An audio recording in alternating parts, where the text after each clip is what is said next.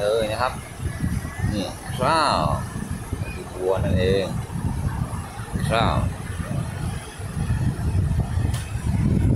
นี่ก็บัฟฟาโลควายบัฟฟาโลไดโนเสาร์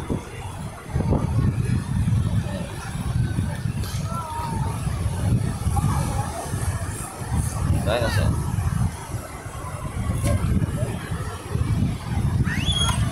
elephant ช้าง elephant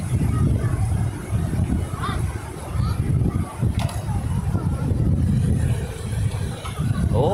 มาแล้วขึ้นโอ้ยซัดปิวไปหมดเลย horse มา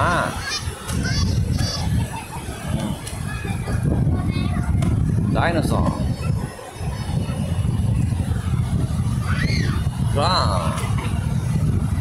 elephant, buffalo, yellow buffalo. อุ้ยนี่มันอยู่ในรังมากอีกแล้วนี่ไอ้เซอร์ไพรส์เอาสำหรับขุดหลุมนะครับนี่ก็ต้องขุดหลุมกัน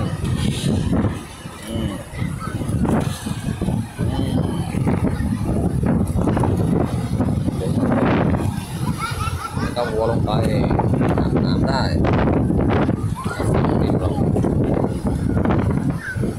นี่เรียกว่าอะไรไรอ่ะโอเคนี่ตามไปกันนะครับจะได้ไปคลิปหน้าบ๊ายบาย